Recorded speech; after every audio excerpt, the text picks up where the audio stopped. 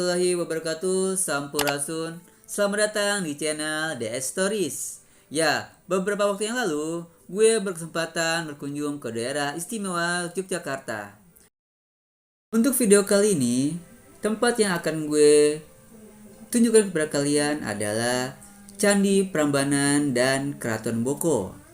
Mau tahu keseruan gue pada saat ada di tempat-tempat tersebut? Jangan kemana-mana ya. Oh iya, jangan lupa juga kalian untuk subscribe, like, share, dan komen kalau kalian memang suka dengan video yang gue tayangkan kali ini. Oke, jangan lama-lama ya. Silakan kalian tonton videonya sampai habis. Dah. Perjalanan kami menempuh jarak hampir 20 sampai 25 menit dari tempat kami menginap, yaitu di daerah sekitar alun-alun Kidul. Dan alhamdulillahnya pada saat kami ke sana cuacanya sangat amat mendukung. Tidak terlalu panas, tidak hujan pula. Jadi ya sepertinya Tuhan emang merestui kami untuk bisa berkunjung ke Candi Prambanan.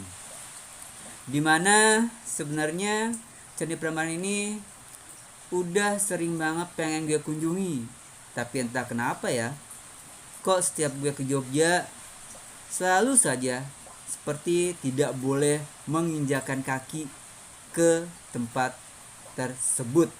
Gue juga sampai bingung loh. Dan alhamdulillahnya pada kesempatan kali ini gue bisa menginjakan kaki gue ke tempat yang sudah lama pengen banget gue kunjungi. Seperti apa nanti ke dalamnya? Yuk kita simak kelanjutannya. Setelah kami semua turun dari mobil, langsung menuju ke loket pembelian tiket. Untuk tiket masuknya, dewasa dikenakan sebesar Rp50.000, sedangkan untuk anak-anak antara 3 sampai 10 tahun dikenakan Rp25.000. Tapi berhubung kami semua ini akan meneruskan ke Keraton Boko, maka dikenakan biaya menjadi Rp75.000.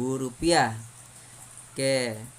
Setelah kami semua mendapatkan tiket, langsung saja nih buru-buru masuk ke dalam Candi Prambanannya. Akhirnya kami semua masuk ke dalam komplek candinya, dan situ gue excited banget karena ini adalah tempat yang benar-benar dari dulu pengen gue masukin, tapi entah kenapa ada sesuatu yang menghalangi gue untuk masuk. Nah karena itu pada saat gue datang ke tempat tersebut, gue memakai pakaian bercirikan orang Jawa, dimana entah kenapa ya ada sesuatu yang membisikkan gue kalau masuk sana harus berpakaian seperti itu. Ya kalau gue sih bilang sih ya untuk nyamar ya, karena biar gue bisa masuk, karena kan emang dari dulu gue kayaknya sih tidak boleh masuk ke situ, entah kenapa. Nanti kita cari tahu ya kenapa gue tidak bisa masuk. Oke, kita akan gue akan beritahukan dulu sejarah singkat tentang Candi Prambanan. Candi Prambanan adalah candi Hindu terbesar di Indonesia, sekaligus salah satu candi yang terindah di Asia Tenggara. Menurut prasasti Siwarga, candi ini mulai dibangun pada masa pemerintahan Rakyat Tingkatan sekitar pertengahan abad ke-9 dari Kerajaan Mataram kuno. Namun, oleh sebab yang masih misterius, pusat kerajaan pindah ke Jawa Timur di akhir abad ke-10. Candi yang megah ini pun terbengkalai dan sebagian tertimbun material letusan Gunung Merapi. Perlahan-lahan wilayah Prambanan menjadi hutan lebat. Beratus-ratus tahun kemudian barulah reruntuhan candi ini ditemukan kembali. Pada saat itu belum diketahui sejarah candi ini sehingga terciptalah legenda Roro Jonggrang yang diceritakan turun temurun. Kira-kira kalian tahu semua kan ya seperti apa ceritanya kisah Roro Jonggrang dan Bandung Bondowoso itu? Oke, selanjutnya setelah kami puas mengelilingi area Candi Prambanan, kami semua kemudian lanjut ke candi-candi sekitar yang ada di sana. Yang pertama itu kami menuju ke Candi Lumbung. Kenapa sih namanya disebut sebagai Candi Lumbung? Ya karena itu ada sebutan masyarakat yang ada di sekitarnya dulunya, karena bentuknya yang mirip lumbung atau tempat penyimpanan padi.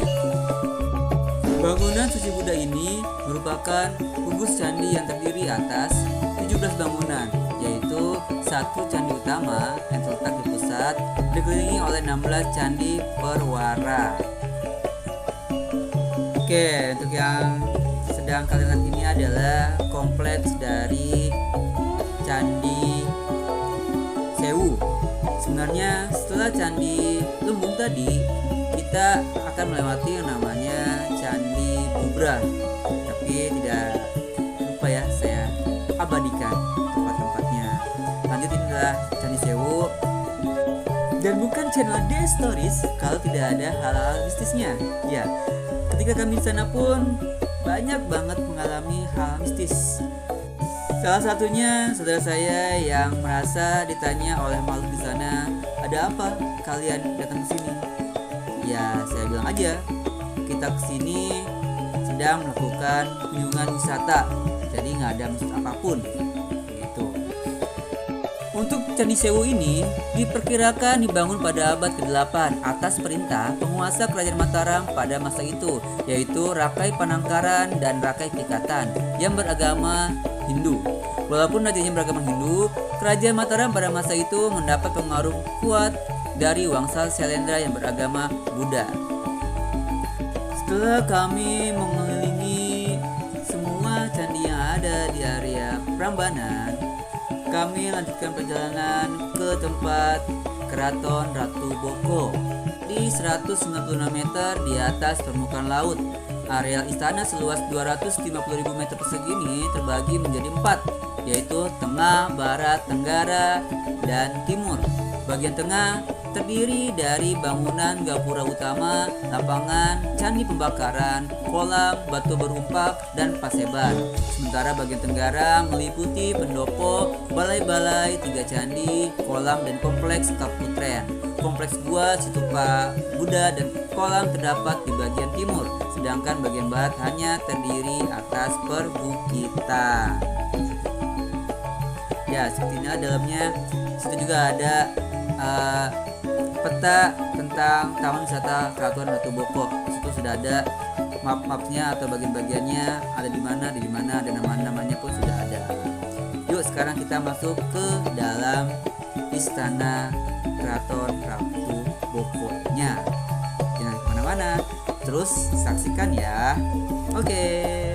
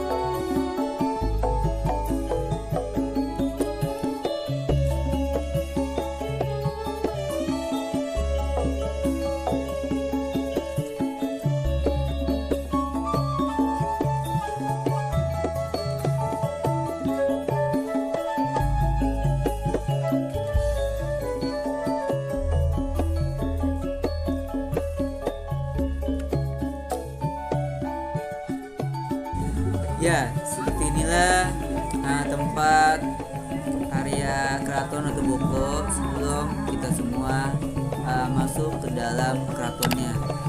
Kami semua sudah berada di tempat yang sangat sejuk sekali karena banyak pohon-pohon, taman-taman juga bagus ya kan.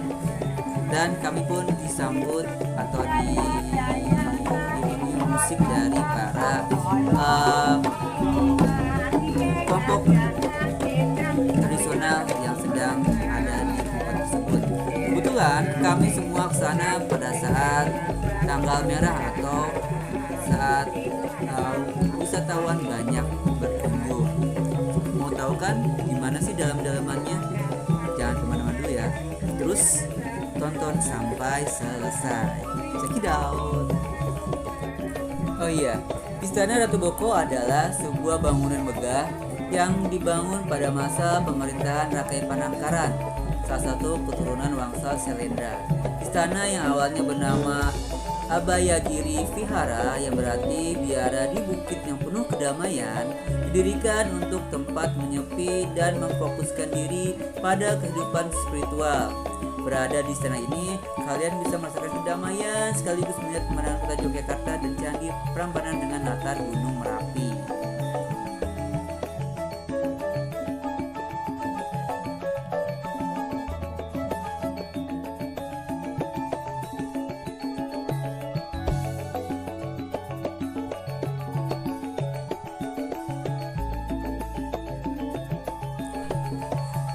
Bila masuk dari pintu gerbang istana, kalian akan langsung menuju ke bagian tengah. Dua buah gapura tinggi akan menyambut kalian. Gapura pertama memiliki 3 pintu, sementara gapura kedua memiliki 5 pintu. Bila kalian cermat, pada gapura pertama akan ditemukan tulisan Panapuara.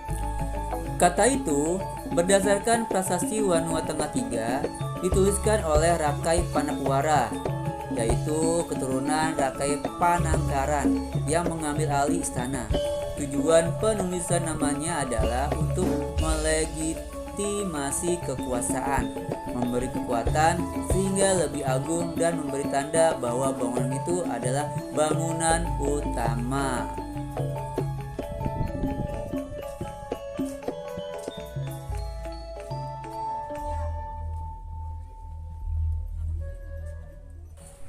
Nah, ini adalah gapura yang kedua yang memiliki 5 buah pintu. Bisa kalian hitung sendiri ya, ada 5 buah situ ya. Nanti kita akan masuk ke dalam melalui gapura yang kedua ini. Ada apa dalamnya? Jangan kemana-mana.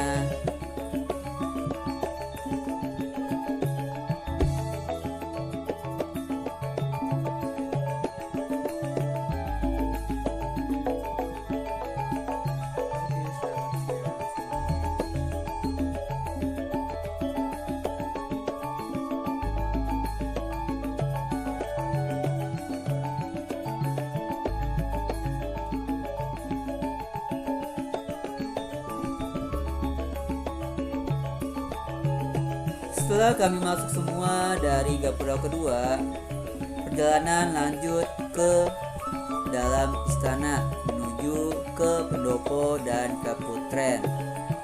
Jaraknya sih lumayan ya, tapi ya karena ini liburan, kami semua menikmatinya dengan senang hati. Di situ terlihat jelas masih banyak bebatuan aslinya yang masih terpelihara dengan baik, dan tempatnya juga masih cukup bagus, masih baik ya. Dan kalau saya lihat sih tempatnya benar-benar indah ya, seperti istana. Kalau dari segi cape-nya saya cakap tadi bahwa bukan the stories kalau tidak ada membahas tentang hal-hal mistisnya.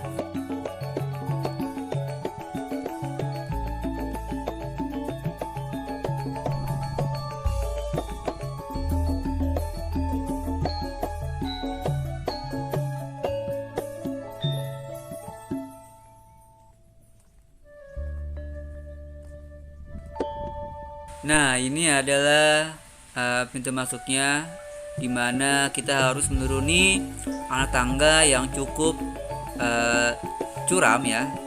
Seperti ini keadaannya.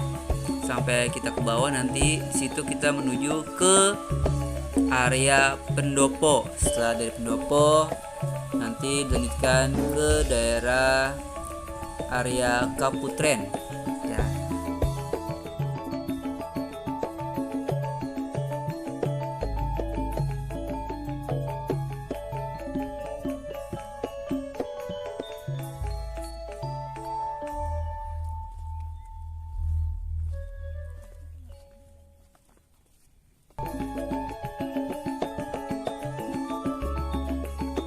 Perjalanan menuju ke area pendopo dari pintu masuk di depan tadi, perjalanannya cukup lumayan menguras energi ya. Jadi bagi kalian jangan lupa untuk selalu membawa persediaan air minum supaya tidak dehidrasi nantinya. Nah, akhirnya kami semua tiba di daerah atau area yang dinamakan sebagai pendopo, di mana pendopo ini dahulunya berfungsi sebagai tempat pertemuan antara para raja-raja atau keluarga kerajaan dan juga para tamu-tamu yang sedang berkunjung ke dalam istana pada masa itu.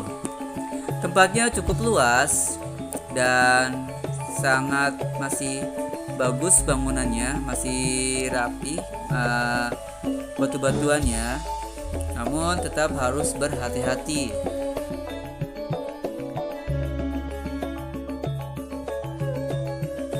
Setelah kami keluar dari area pendopo, saya dan satu sepupu saya mengelilingi daerah berikutnya, yaitu ke tempat Kaputren.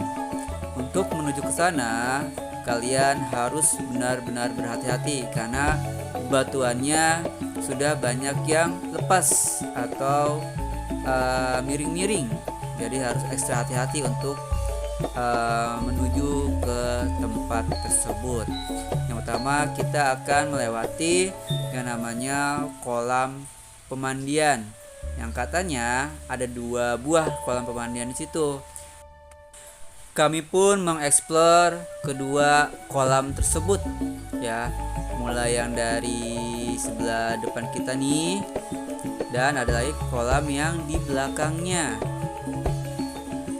Dan mau tahu, ternyata kami disuruh mandi oleh mereka yang ada di sana. Kita suruh berenang atau apapun itu ya, pokoknya disuruh masuklah ke dalam kolam itu. Tapi ya kami tidak mau, karena kan kami situ hanya ingin melihat saja dan berwisata saja. Tidak ada maksud yang aneh-aneh ya. Seperti ini penampakannya kolam-kolam yang sudah tidak seperti dulu ya, udah mulai ada yang lepas ya, seperti ini.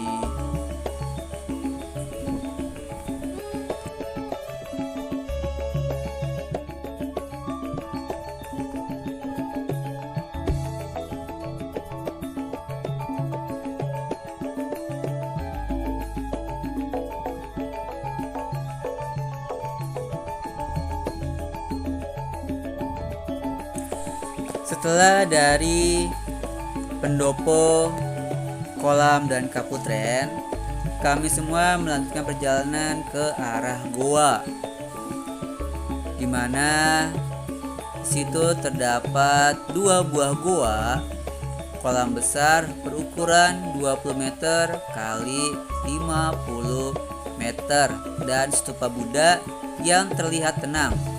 2 buah gua itu terbentuk dari batuan sedimen yang disebut breksi pumice.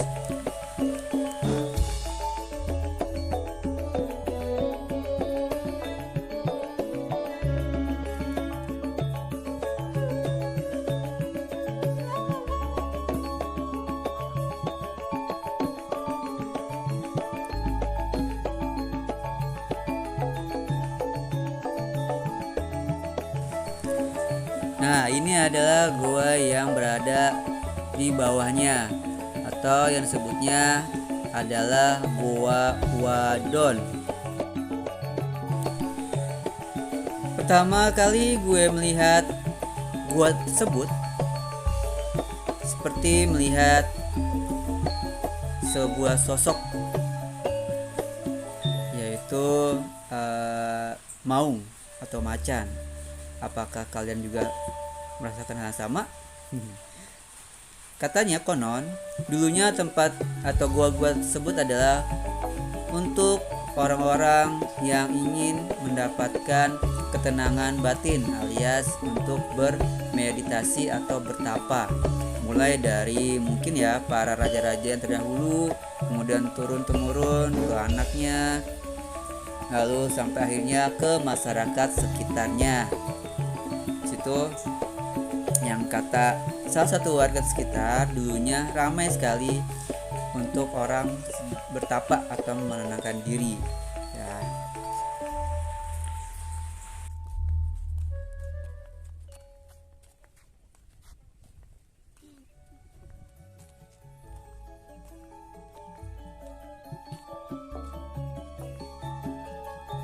Nah, selanjutnya kalau gua yang ada di atas dinamakan sebagai Gua Lanang. Situ juga terdapat 2 buah kolam dan 3 stupa ya. Seperti ini penampakannya. Dan yang kami rasakan ketika berada di tempat itu rasanya lebih merinding ya daripada tempat yang lainnya. Karena mungkin sudah banyak ada suatu kegiatan ya, entah itu apa kegiatannya, sepertinya yang agak kurang baik sepertinya, makanya hawanya pun terasa berbeda.